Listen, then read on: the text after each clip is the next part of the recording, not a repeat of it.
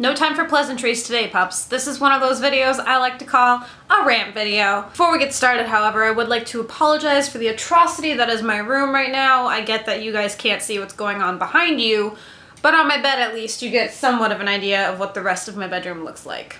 Okay, so today's theme. In defense of the Bandwagon Fan. Now, as always, my rants usually start with a situation happening to me or someone I know, and in this case, it happened to moi.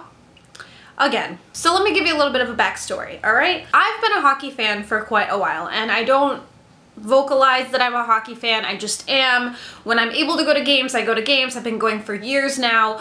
I've always been a Panthers fan because they're just the team that, you know, they're right down the street. When I go to hockey games, I go to see the Panthers. And specifically on the Panthers, I had a favorite player, number 67, Michael Frolik, and I love him. To this day, love him.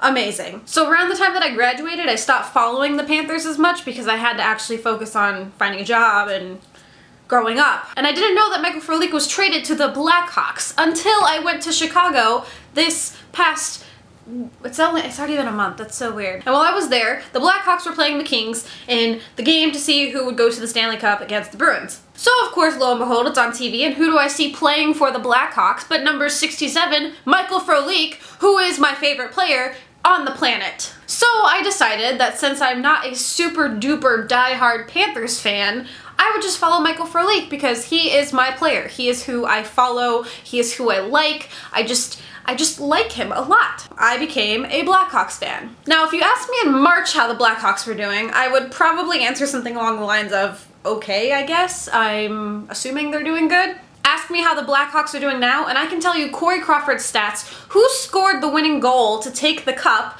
and who was injured in the last 2 games. Now yes, I understand, I am technically the definition of a bandwagon fan, but I have absolutely no shame admitting this fact. Here's why. First of all, bandwagon fans are not so much as rooting for a team or a sport. They could be rooting for the city that the team is from. Now this reasoning is not necessarily about me because obviously I live in Florida, but I have more friends in Chicago than I do in Florida, and my boyfriend is from there. And after visiting the city and seeing how diehard the fans can be there, I am absolutely okay with supporting a team who makes sure you know how awesome they are. Not to mention, you could probably go to any bar in Chicago during a Blackhawks game and find that 70% of the patrons don't regularly watch hockey, but they will be rooting for the Blackhawks to the T because they're from Chicago. Second, it's not always about the team itself, it can be about the players. Now this is absolutely about me, and we can especially see this with basketball. It's a sport I don't necessarily like, but the Miami Heat have been known as the top most bandwagoning team ever because everyone who was a fan of, I'm gonna screw up their name so bad, Chris Bosh or Dwayne Wade, is it Dwayne Wade, or LeBron James, is that, I don't know. Whatever, regardless, they were all from other teams and they came down to Miami. So of course the people who liked them on these other teams started liking Miami because they play for Miami now. Thirdly, we don't care about bandwagoners and any far more important things.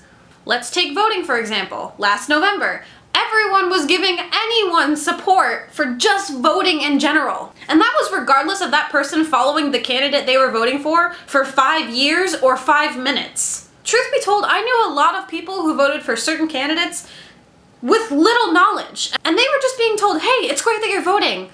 And in situations like that, it's important to do your background research. And they weren't.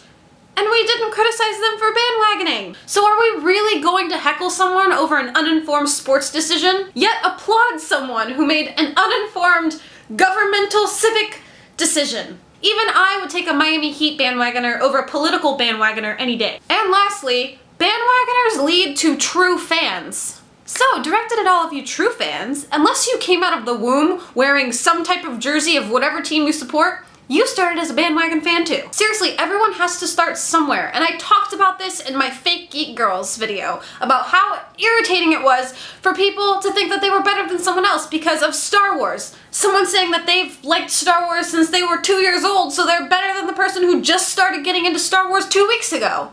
Does a person really deserve to be scorned just because they're learning to appreciate a new sport or new team? Or maybe they just never understood the sport where guys go out on ice and skate around really fast and knock a puck around and sometimes get in fights and how exciting it can be, and then they saw a game and it was just life-changing for them. Because that's how it happened for me years ago when I was given free hockey tickets and I went to my first game and I was hooked. And considering the fact that this was the most intense Stanley Cup that I have seen, anyone who watched this series probably is hooked for good. Though I have to say it might not be this exciting every game. And maybe these people who got hooked during the Stanley Cup or a couple games before will start watching and tuning in during next season.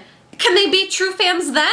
I don't know. These people just seem to irritate me the same way that I seem to irritate them. Whenever a friend or someone I don't consider a friend says something negative about me liking something newly, I just want to lock them in a room and tell them to mind their own business. I respect longtime fans, and I get that they should be able to take pride in the fact that they've spent so much time, money, and effort into following this team. That makes total and perfect sense to me. But why would you be upset for this team that you have dedicated time to receive new fans? Like, why would that upset you? Shouldn't you be happy that they're getting more fans? Like, I don't understand. These specific people just need to realize that they are not the only ones that are allowed to like something. It reminds me of how I used to act when I was a teeny weeny kid in high school and people would find out about bands that I thought I was the only one that knew about. If I ever heard Metric or MCR on the radio back then, I probably would have lost it. And a longtime fan who's upset at what seems to be the intrusion of their team by a bandwagoner, maybe they need to look at his or herself first and see if they have underlying issues to work out. Seems like if you can't be happy for others or can't share something that is clearly not yours, you might need to figure that out. Not to mention, just because you've stuck by a team, whether they're winning or losing, doesn't give you any claim or rights to that team. And you can apply that to a lot of things.